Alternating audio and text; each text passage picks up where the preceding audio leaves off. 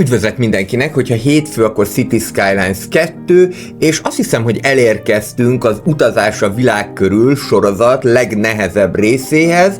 A mai alkalommal kínai épületekkel fogunk építkezni, és úgy gondoltam, hogy ha már ez a legnehezebb része ennek a sorozatnak, akkor ne aprózzuk el, akkor tegyük duplán nehézzé a dolgunkat. Le fogok tölteni egy hegyes dombos térképet, a paradox módot kinyitva beírtam azt, hogy China. Rápipáltam a térképekre, és akkor ezt a New Liuchong China térképet megtalálva úgy láttam, hogy ez eléggé hegyes, dombos, vad térképnek számít, úgyhogy most az eddigi legnagyobb City Skylines kihívást fogom teljesíteni. Megpróbálok kínai épületekkel, amelyek számomra full ismeretlenek, hegyes, dombos terepen építkezni.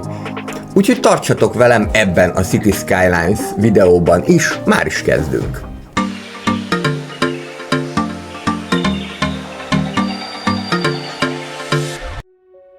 Lássunk hát neki akkor az építkezésnek. A szokásos módon beállítom az easy fokozatot, illetve kiválasztom a térképet. Látszik már a térképen, hogy mindenfajta külső kapcsolat elérhető, illetve erőforrásokban is gazdag lesz ez a terület, viszont csak 9% a beépíthetősége, ami rögtön egy érdekes helyzetet teremt. Ez a város, New Liuchong, ez Dél-Kínának a legősibb városa, több mint 3000 éves múltat tudhat magáénak, szóval már csak ezért is izgalmas lesz majd megépíteni a különböző kínai épületeket, amelyek közül vannak valóban olyan épületek, amelyek a középkori Kínába nyúlnak vissza. És ennek megfelelően akkor az öreg vagy régi városnak a kínai nevét fogom adni, a városnak ez pedig a Liaocheng lesz. Az európai stílus az maradhat, easy fokozat, illetve unlock all módban fogom játszani, mint az előző héten a kelet-európai részt. Ez a kínai városoknál főként azért fontos, mert hogyha nem unlock all módban játszol, akkor 10. szintig kéne eljutni a játékkal, hogy minden kínai épületet láthass, hiszen ebben a csomagban majd felhőkarcolók is lesznek. Kezdjünk is akkor bele a játékba.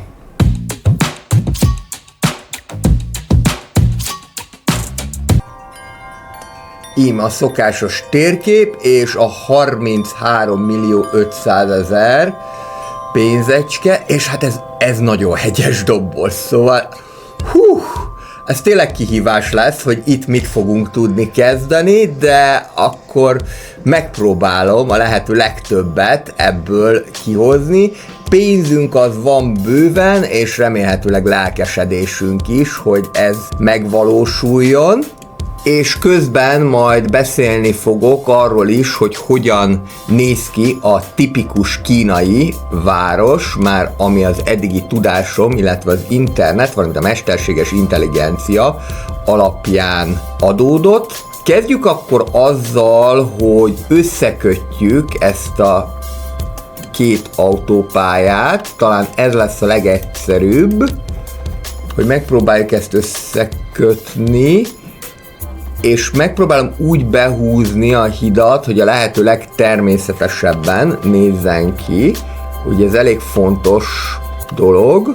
Maradhatunk itt a majdnem 180 foknál, úgyhogy rögtön az elején lehet egy ilyet csinálni, illetve van nekünk szebb hídunk is, például ez az újdonsült híd, ami most került be a legutóbbi frissítéssel, amit én eléggé lehúztam, de amúgy ez legalább egy jó része a frissítésnek, és akkor így szépen megpróbálva a domborzati viszonyokat is tiszteletben tartani, elkanyarintom az autópályát, de ugye már itt rögtön jelezte, hogy gondjai vannak a rendszerrel, viszont így most már jó lesz. próbáljuk meg minél természetesebben oda kapcsolni a kettőt egymáshoz. Itt, ami megjelent, az majd a vasúttal kapcsolatos dolog lesz. Itt majd csak annyit kell csinálni, hogy remélhetőleg igen, le tudjuk küldeni a föld alá a vasutat, mondjuk így. Egyelőre csak ennyit építek meg itt is csak ennyit építek meg, hogy lássam, hogy legalább majd tudom hozzá kapcsolni, tehát hogy nem teljesen hiába valóan van az alsó szint. Én ezt nem szeretem igazából, hogy itt ezt nem lehet így egyenesen továbbítani, hanem csak így. Jobb lett volna, hogy egy kicsit rendesebben kidolgozzák a készítők, de így most már jó lesz. Tehát van nekünk akkor egy alapvető keresztbe menő útunk, és akkor erre lehet fölépíteni az egész várost. Ez a város, ez nem a legegyszerűbben beépíthető, mert iszonyatosan hegyes, dombos, lehet is látni, úgyhogy ez izgalmas lesz, hogy hogyan fogjuk tudni majd ezt beépíteni. Gyakorlatilag nincsen egy olyan része, ami azt lehetne mondani, hogy sík lenne. Innentől kezdve egyébként ez a hagyományos kínai városépítés, ami azt jelenti, hogy van egy történelmi városmag, azon kívül pedig egy olyan modern városközpont, ahol széles sugárutak, felhőkarcolók vannak, ez egy kicsikét meg fog bicsaklani, de nem baj, én most már kifejezetten inspiratívnak tartom ezt a térképet, egyben pedig kihívásnak is, úgyhogy szerintem akkor főzzünk ebből, maximum, hogyha nagyon nagy hiányérzetünk lesz, akkor majd a későbbiekben, akár már a nyári tartalom lezajlása után majd mutatok egy olyan térképet is, ahol könnyebben lehet építkezni. De most azt mondtam, hogy ha már nehéz a dolgunk, akkor hadd szóljon, nézzünk egy olyat, ami tényleg kihívásokkal teli térkép, és akkor még finoman fogalmaztam. Ami viszont nekünk nagyon jó egyébként, hogy a szélerősség az megfelelő lesz, tehát tudunk majd szélerőműveket építeni, ez azért rögtön könnyíti a dolgunkat. És a tereprendezés is ingyenesen a rendelkezésünkre áll. Ez a City Skylines 1-jel szemben mindenképpen egy újítás, hogy fizetni kellett a tereprendezésért, ami komoly kihívás volt, különösen például a repülőtér építésénél. Itt semmi gond nincsen, ingyen meg tudjuk ezt tenni, de én most csak akkor fogom a terepet rendezni, hogyha az nagyon-nagyon szükséges lesz. Hát itt már eléggé szükséges lenne, hogy legalább valami ilyen részt ki tudjunk alakítani. Nézzük csak. Ez csodálatos, tehát gyakorlatilag még hogyha így kezdenék építkezni, még akkor se engedné, akkor muszáj lesz valami telepet rendezni. Igen, és ez ingyen elérhető. Jó, hát kialakítunk ilyen kis teraszokat, aztán majd meglátjuk, hogy hogyan alakul tovább. Tényleg nagyon hegyes, dombos. Próbáljuk meg akkor ezzel a teraszos megoldással, és akkor lehet, hogy így pont ez jó is lesz. Ennyire azt talán nem kell behúzni, de itt igen, és még itt is, hogy legalább valami kapcsolatot tudjak építeni az autópályával, ugye azért ez nagyon fontos lenne. Erről így tudjunk gondolkodni, oké, ez rendben van, jöhetnek az autópálya felés lehajtók, hát ez is egy szép baleset lesz, nem mondom. Azt mondja, hogy ez így megy, tehát akkor ide ezt be tudjuk építeni, majd a zebrákat, azokat úgy is ki fogom nyírni onnét, a zebrákat meg az antilopokat, azokat nem nyírjuk ki, csak nem tartjuk őket Magyarországon, mert az ugye afrikai állat, hogyha jól tudom, de hát a valósággal való bármiféle egyezés csak a véletlen műve. Ez itt nem néz ki annyira szépen, mondhatni nagyon is rondán, de lehet, hogy nem fogok tudni más csinálni ezzel.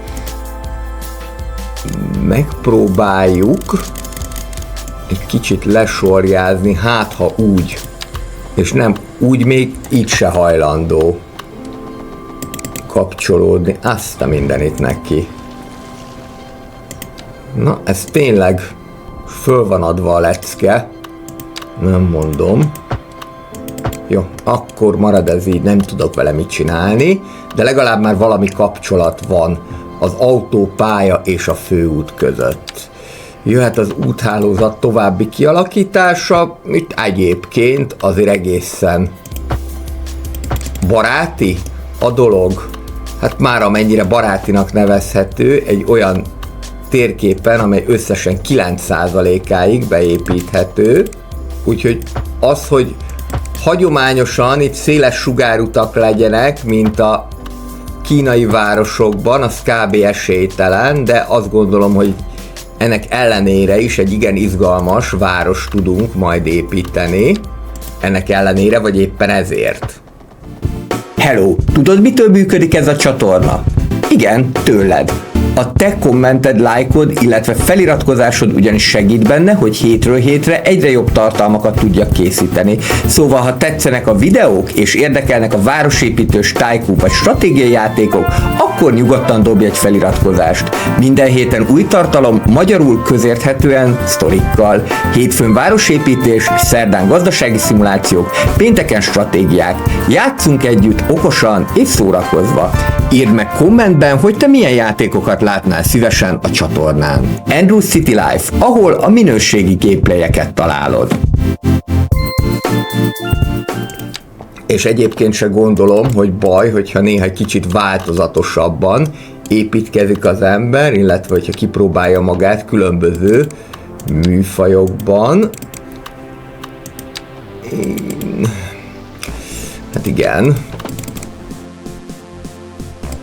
Nagy nehezen köhögősen még ide is sikerült valamit besikeríteni, jöhetnek a küldöszekek. Értelemszerűen ezt nem fogjuk közvetlenül kapcsolni az autópályához, hiszen az jelentősen lelassítaná az autópályának a forgalmát.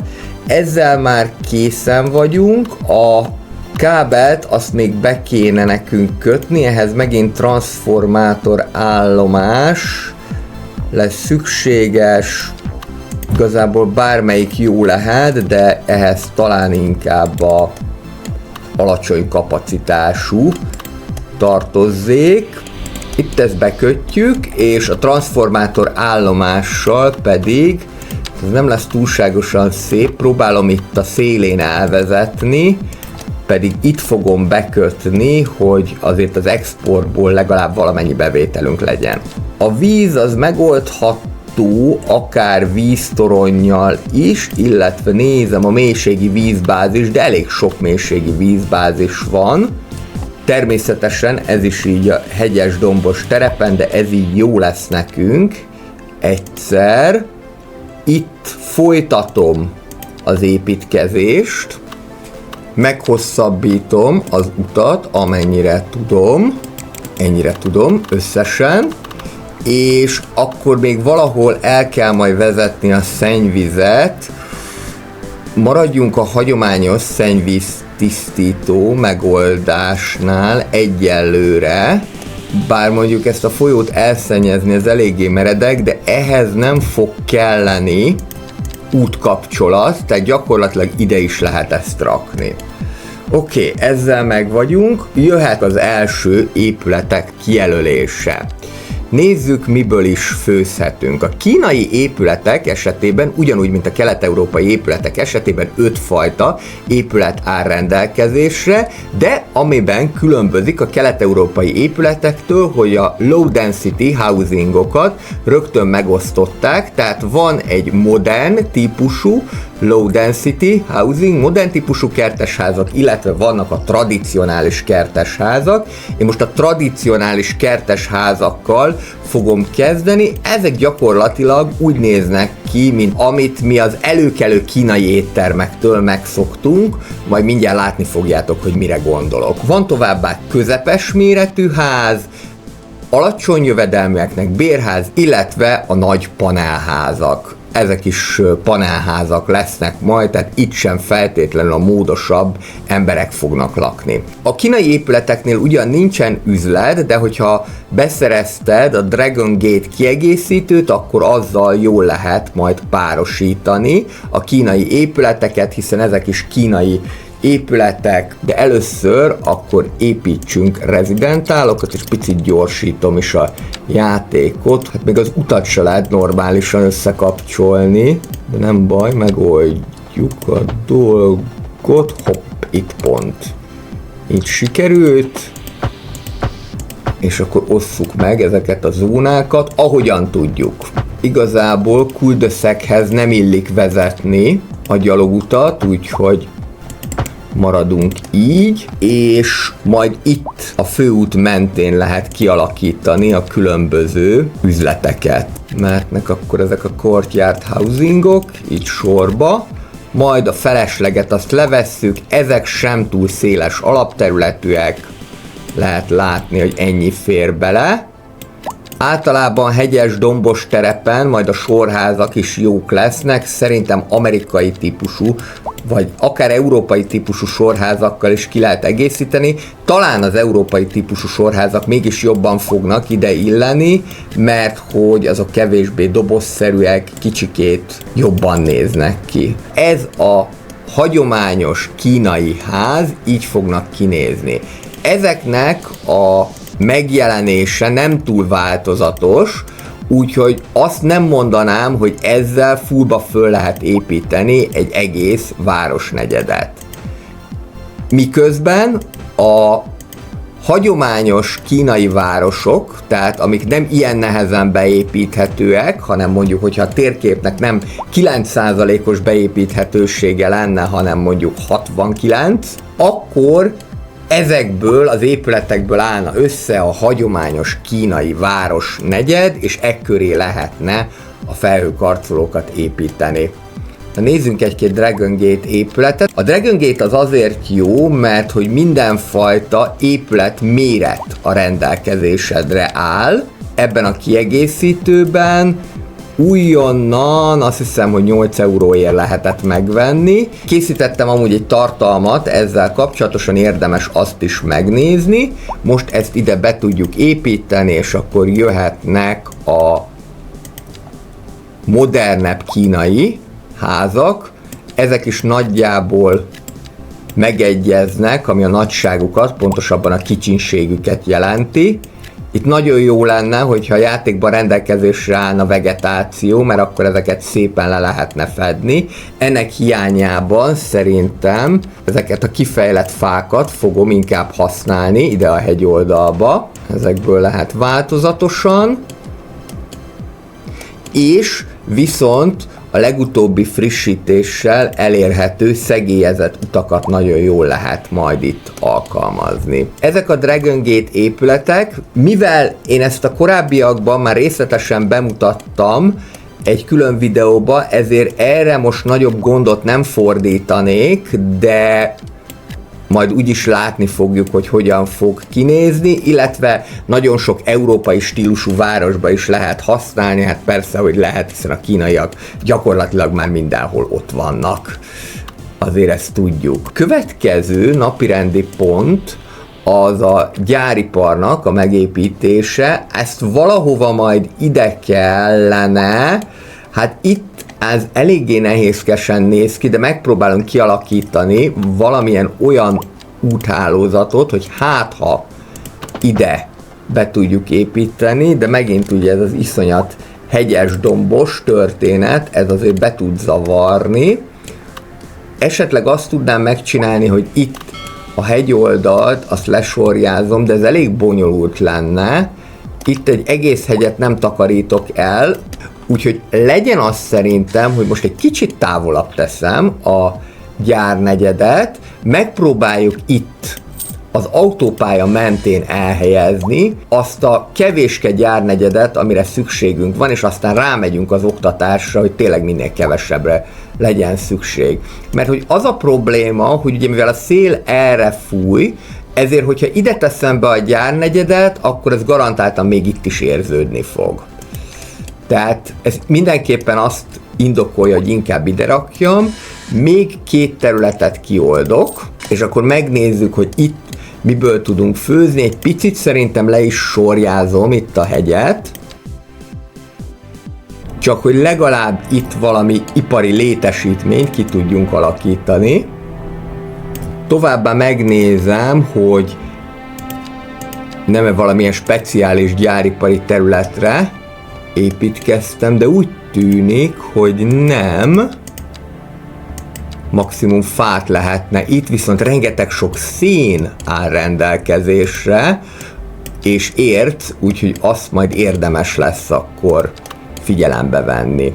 Akkor most egy egyedi megoldással fogok élni. Azt fogom csinálni, hogy megpróbálom úgy megépíteni a lehajtót, hogy egyenlőre az autópálya mentén elvezetek egy kis utat, ez ide visszamehet. Mivel itt erről jönnek a kocsik, ezért itt nem lenne értelme annak, hogy 2 irányú legyen, tehát ezt egyirányúvá teszem, és akkor most jöhetnek a gyáripari létesítmények. Úgy kezdetlegesen, na most arra viszont figyelni kell, hogy mivel az autópálya az nem továbbította az elektromos áramot, ezért ezt ide nekem be kell húzni valahogy, ahogyan tudom.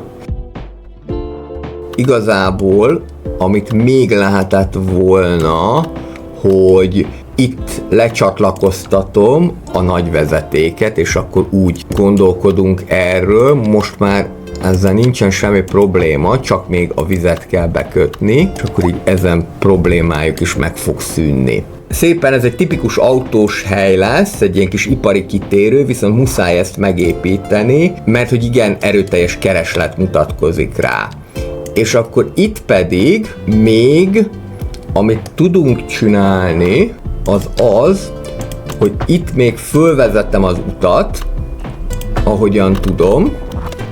Mindezt azért próbálom megtenni, mert hogy a terület az gazdag lesz itt szénben, amire már egyébként szükség lenne, és akkor így ilyen eléggé hegyes dombosan, de ki tudjuk jelölni ezt a területet. Jó, bele is váltam a hegybe. Nagyjából így van egy ilyen masszív szénbánya. Aztán majd a későbbiekben meglátjuk, hogy hogyan lehet ezt még tovább alakítani. Illetve még arra is gondoltam, hogy akár, mivel ilyen hegyes dombos a terep, itt már ez a gravel road is, és a földút is alkalmazható. Ez már megy fölfele az égbe. Népességünk nagy mértékben elkezdett csökkenteni, ami a 46-ról nem túlságosan pozitív. Nézzük, mivel van problémájuk. Hát tudjuk most egyszerre mindennel is. Az első dolog akkor, amit most oldjunk meg, az a rendőrség. Egyetlen egy rendőr állomás áll rendelkezésünkre, 160 000 pénzbe kerül. Gyakorlatilag ahova elfér, mondjuk akár ez mehet ide. Így első körben, illetve akkor már építsük meg az iskolát is. Ebből azért jóval nagyobb a választék, ezek mind betonszerű épületek, de nem mondanám, hogy rosszul néznének ki, inkább azt mondanám, hogy sok helyre beépíthetőek, és ami nagyon jó, hogy egyébként kifejezetten olcsónak számít a kínai típusú általános iskola, 50 000 pénzből már meg tudjuk venni.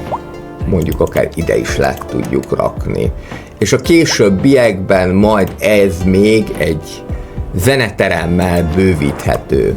Ahhoz képest pedig 800 diákot tud magába fogadni, így ebben az értelemben, hogyha nézem, akkor árérték arányban, illetve per főre levetítve talán a legköltséghatékonyabb általános iskoláról van szó.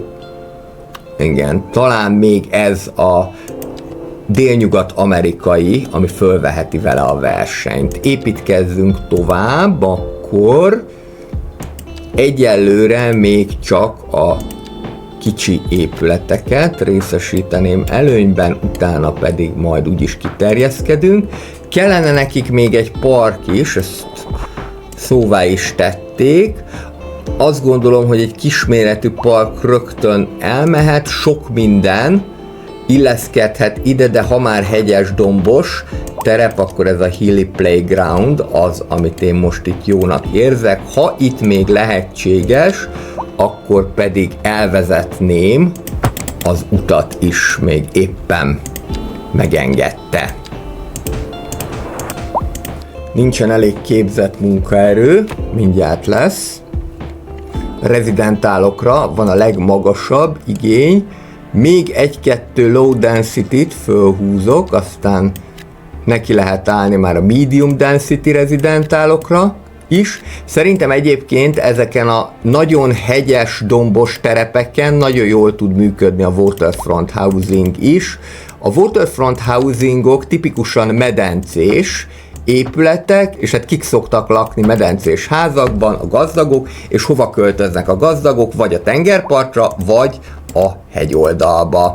A kínai épületek közül bizony csak egyetlen egy épület található, ami egészségügyi, ez pedig a kínai kórház, ez a hatalmas nagy emberek kórháza. Ezt most nem fogom megépíteni, hanem keresünk valami alternatívát helyette, hiszen egyrésztről majdnem 2 millióba fáj, másrészt a fenntartási költsége is brutális, úgyhogy keressünk valami egyszerűbbet, lehet, hogy akár ez a Small Medical Clinic is elmegy, vagy ez a Modern Medical Clinic, ami a Modern Architecture kiegészítővel elérhető. 25 a páciens kapacitása. Kezdjük egy ilyen kicsi klinikával, és utána majd meglátjuk. És mellé akkor már jöhetnek a medium density housingok is. Ebből nyugodtan lehet nagyot fölhúzni, hiszen itt a 6x6-os is be fog épülni. 6x6-os, 4x4-es és így tovább. Ezáltal a népesség is jelentősen meg fog növekedni. Ide már be tudjuk építeni az utat. Használjunk szegélyezett utat, mert az jobban néz ki. És akkor nézzük, mivel elégedetlenek már csak az internet szolgáltatással, az pedig már egyszerűen megoldható. Most lehet, hogy bevállalnám ezt a Telekom Towert, ez úgyis olyan jól néz ki ide a hegyes részre, akár mondjuk ide is be lehet tolni, és akkor mindenki jó messze van ettől a toronytól, viszont ez itt így eléggé jól tud kinézni. Na nézzük a költségvetést, ugye itt elsősorban, hogy mi az, amiből hiányunk van, alapvető ércekből van kevesebb hiányunk, ami jelentősebb az a gabona, úgyhogy akkor azt kéne megoldani. Itt ugye az a probléma, hogy ide nehézkesen tudnak eljutni az emberkék, elvileg egyébként ide be kéne tudni, hogy jussanak, de hogyha nem, akkor megpróbálunk egy alternatív útvonalat is létrehozni. Lehet, hogy nem tetszik nekik ez az egyirányú történet. Akkor megpróbálunk itt a hegyen keresztül valamit átvezetni. Látható, hogy itt nem szegélyes utat építettem, és annak ellenére is szegélyesen építkezik, hogyha már ilyen nehezebb terepről van szó. De itt ezt akkor úgy tudom összekötni, hogy talán sikerülhet, talán. De mondjuk azért itt még iszonyatos különbség van a kettő között. Ha megpróbálok úgy építkezni, hogy a kontúrvonalak mentén, akkor itt ezt így össze lehet kötni.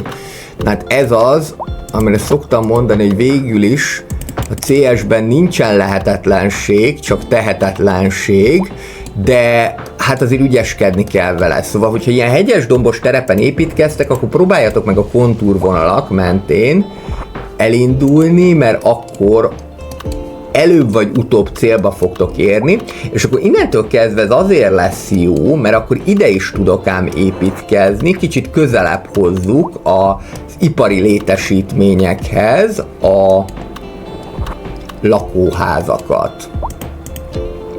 Azt nem mondom, hogy medium rezidentált építenék ide, mert akkor rögtön a közlekedést is meg kéne oldani, de mondjuk így a low density-vel már el lehet indulni, és akkor megmutatom, hogy néz ki az, hogyha waterfronttal ezt kombózzuk, ez is működhet, így, és akkor elvileg, de közben már be is töltötték ezt az állást, akkor elvileg ide már majd tudnak menni az emberkék. 5000-es a veszteségünk, mindjárt megpróbáljuk csökkenteni. Ide még jöhet gyáripar, simán el fog itt férni, és temető problémák is vannak. Na most ez egy nagyon jó kérdés lesz, mert ugye egy ilyen hegyes dombos terepnél azok az épületek, amik ilyen nagy helyet foglalnak el, azok valami brutálisak. Tehát akár mondjuk beépíthetném ezt ide is, de nem néz neki túlságosan szépen, úgyhogy azt mondom, hogy akkor dolgozzunk inkább krematóriummal, és itt a kicsi francia típusú krematórium, ez kb. Ide elfér. Nem biztos, hogy mondjuk szeretnél hullaház mellett lakni, de legalább abból a szempontból hasznos, hogy közel van. Ugyanez lesz érvényes majd a parkolókra is, meg kell próbálni kicsi parkolókat építeni. Tehát mindenből meg kell próbálni a kicsit választani, kivéve az épületekből, azok mehetnek jó nagynak. Egyébként a kínai típusú medium rezidentálokból van is bőven választék, tehát ez is egy viszonylag nagy csomagnak számít.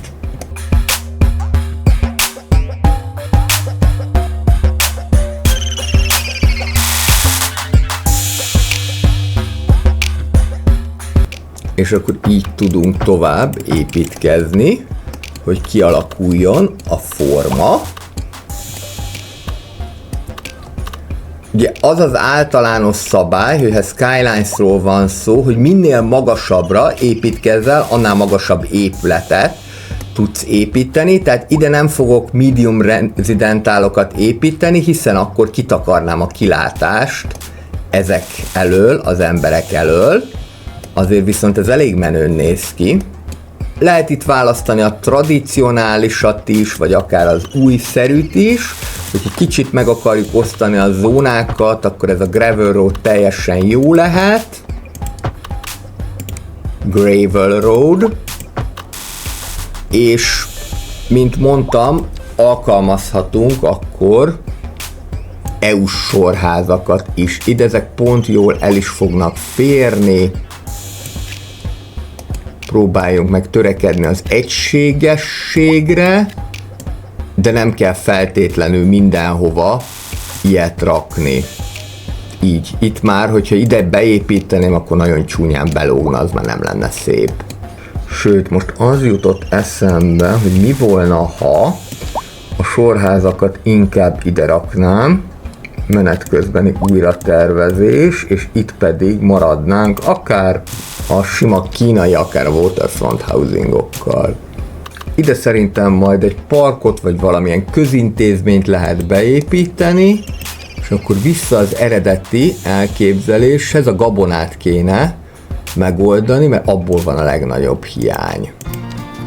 Nézzük, hol tudunk gabonamezőt felépíteni. Vagy itt a folyó mentén, vagy itt, ami abszolút beépíthetetlen kb. Szerintem maradjunk a folyó mentén. És akkor maradjon ez az egyszerű kis út, ami egyébként amúgy is jól illeszkedik a farmos területhez. Én ezt itt most végig húzom, aztán majd meglátjuk, hogy hol tud ez kapcsolódni. Itt tudna, de ez elég ronda lenne egy ekkora híd. Itt már egy picit jobb, de itt meg nem kapcsolódik. Próbáljuk meg akkor ezt úgy, hogy mondjuk így. És akkor itt majd még bőven ki lehet alakítani akár lakóterületeket is. Szokásos kihívás, de ezt most viszonylag jól sikerült megoldani. Gyorsan sikerült felkapaszkodni a hegy tetejére, és akkor jöhet a gabonafarm. Hát nem túl nagy terület áll rendelkezésünkre, de szerintem most ennek a kisvárosnak egyelőre még elegendő lesz. Meg lehet próbálni kisebb medium rezidentálokat, de majd mindjárt meglátjuk, hogy ezek milyen magasra épülnek be. Törekszem az egységességre, illetve majd valahova low-rent housing is kerülhet, de azt szerintem ide még följebb. Ráadásul ez jól bele is fog épülni a hegyoldalba. Na mindegy, meglátjuk, hogy majd hogy fog mutatni. Lehet, hogy nem lesz ez olyan rossz.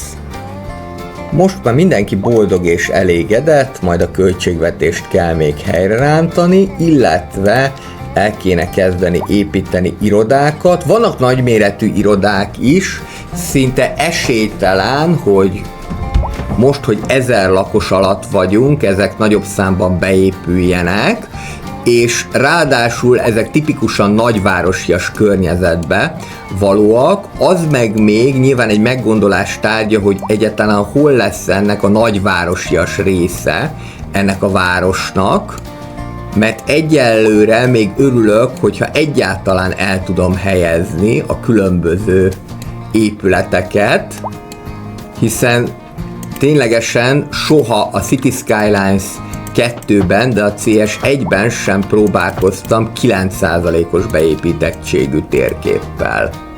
Itt viszont nagy kereslet mutatkozik a Dragon Gate épületekre, és esetleg valóban jöhetnek ide irodák is.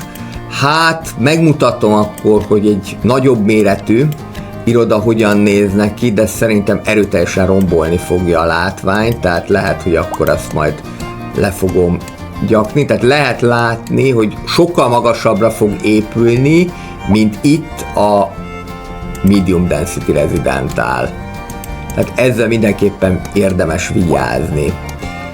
Oké, ez viszont nekem eléggé tetszik, nagyon jól beépült, ez 2 épületnek az együttese, de olyan szépen kiegészítik egymást, rengetegen laknak itt, mert 144 háztartás, 356 ember, és itt is 85-en laknak, ami azt jelenti, hogy kb. 400 ember, 400-nál több ember is lakik ebben a 2 házban, egy 958 lakosú városban. Elég érdekes.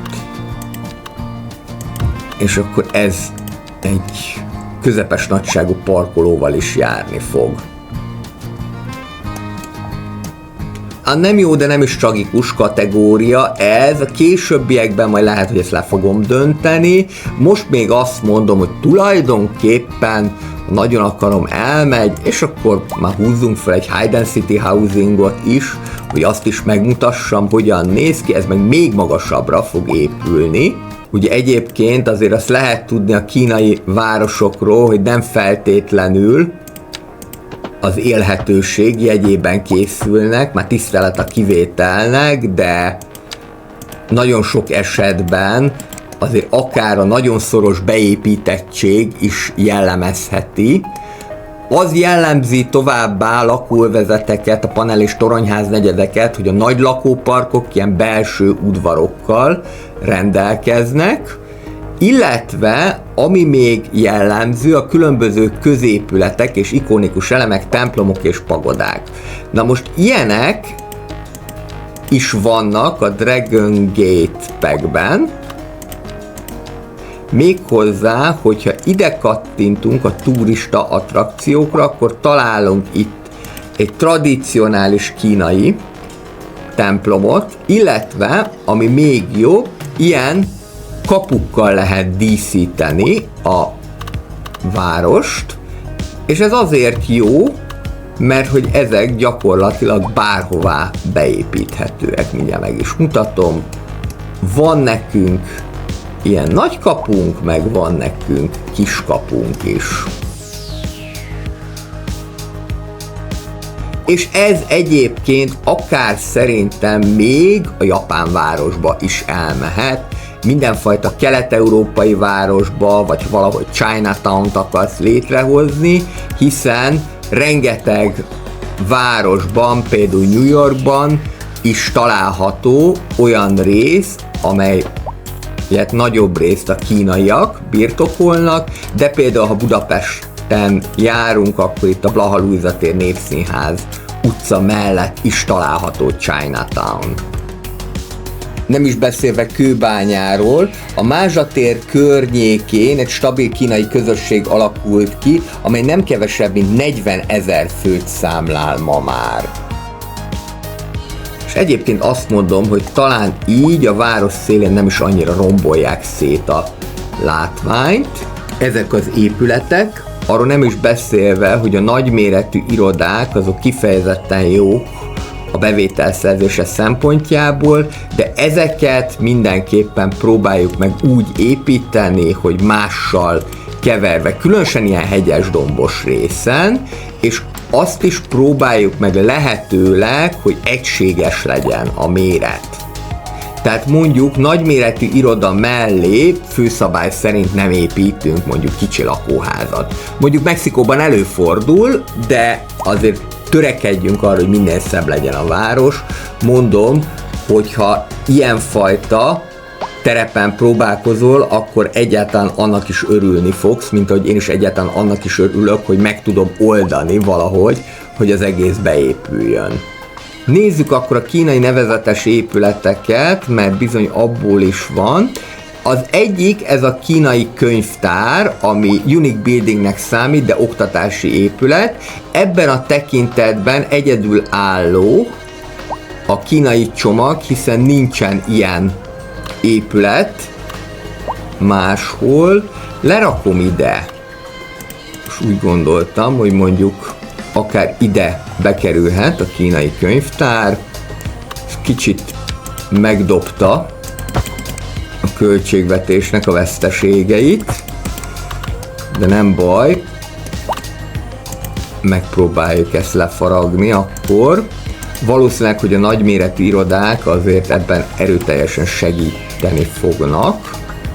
3 típusú tűzoltóság is van, van egy ilyen brigád típusú kicsi tűzoltóság, van egy nagyobb, már rendes tűzoltóállomás, illetve egy komplexum is.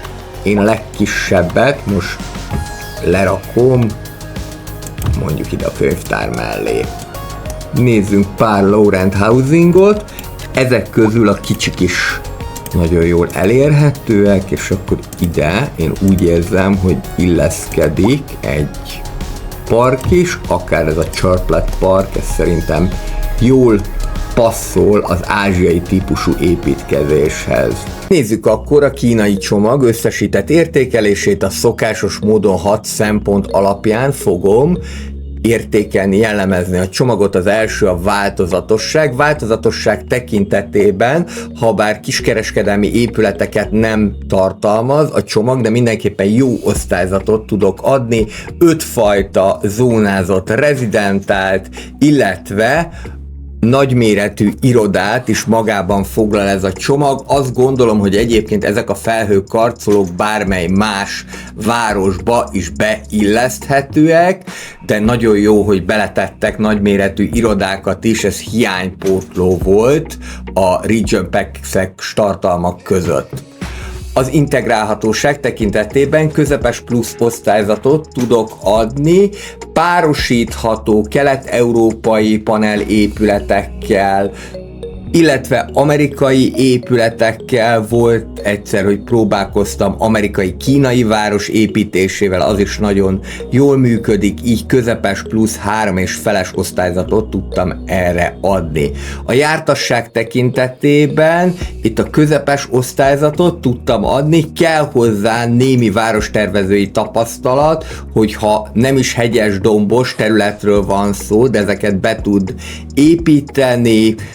Esztétikum tekintetében közepes plusz osztályzatot tudtam adni, de itt nem alapvetően a zónázott, illetve a középületek, hanem a különböző nevezetes épületek mentik meg a helyzetet. Ha csak a zónázott épületek lennének, akkor a panelszerű kinézet miatt, illetve a szürke színvilág miatt, amely egyértelműen dominál a kínai épületekben, akkor bizony rosszabb osztályzatot adtam volna, így 3,5-es az esztétikum. Az idő és térbeli sokféleségnél egyértelműen jó plusz, vagyis 4,5-es osztályzatot tudtam adni, hiszen gyakorlatilag az ókortól, középkortól napjainkig, a modern Kínáig magába foglalja ezeket az épületeket, és az egyediség tekintetében is jó pluszt, vagyis 4,5-eset tudtam adni, mert hogy a különböző zónázott épületek mellett olyan egyedi épületek, mint könyvtár, pagoda, óvoda, illetve kínai városháza is található. Mindösszesen ez a 30 pontból 23,0, amely így kerekítve 3,8-as értékelésnek felel meg. Ez volt a hétfői City Skylines, köszönöm szépen a figyelmeteket, köszönöm szépen, hogy megnéztétek ezt a videót, ha tetszett, egy kommenttel, lájkkal, feliratkozással ezt jelezzétek, a nyár végén tartani fogunk majd egy szavazást arról, hogy melyik várost szeretnétek, hogy folytassuk. Mindenkinek kellemes hetet kívánok, de figyeljétek az Andrew City Life-ot, mert további izgalmas tartalmak várhatóak még a csatornán. Érdemes továbbá kipróbálni a hegyes dombos terepen való építkezést, nem ördögtől való, még ha kicsit nehézkes is. Legyen szép napotok, jó játékot, sziasztok!